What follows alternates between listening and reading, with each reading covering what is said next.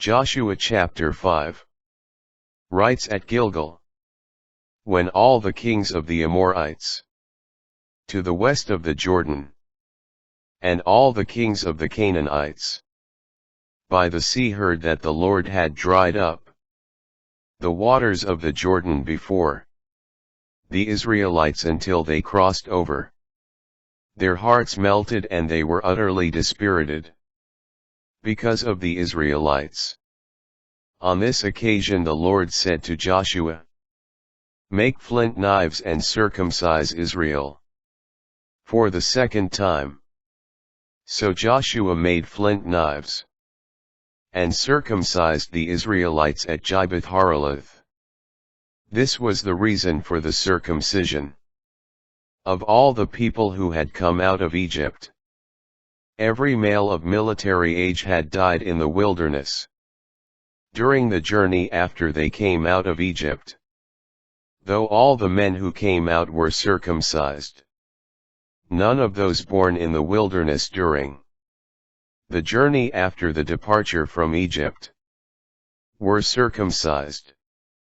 Now the Israelites wandered 40 years in the wilderness, until all the warriors among the people that came forth from Egypt died off, because they had not listened to the voice of the Lord. For the Lord swore that he would not let them see the land he had sworn to their ancestors to give us, a land flowing with milk and honey. It was the children God raised up in their stead whom Joshua circumcised. For these were yet with foreskins, not having been circumcised on the journey. When the circumcision of the entire nation was complete, they remained in camp where they were, until they recovered. Then the Lord said to Joshua, today I have removed the reproach of Egypt from you. Therefore the place is called Gilgal to the present day. While the Israelites were encamped at Gilgal on the plains of Jericho, they celebrated the Passover on the evening of the 14th day of the month. On the day after the Passover, they ate of the produce of the land in the form of unleavened cakes and parched grain. On that same day, after they ate of the produce of the land, the manna ceased. No longer was there manna for the Israelites, who that year ate of the yield of the land of Canaan. Siege at Jericho.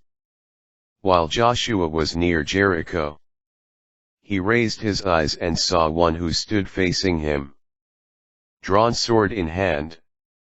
Joshua went up to him and asked, are you one of us or one of our enemies? He replied, neither. I am the commander of the army of the Lord. Now I have come. Then Joshua fell down to the ground in worship, and said to him, what has my Lord to say to his servant? The commander of the army of the Lord replied to Joshua, remove your sandals from your feet, for the place on which you are standing is holy. And Joshua did so.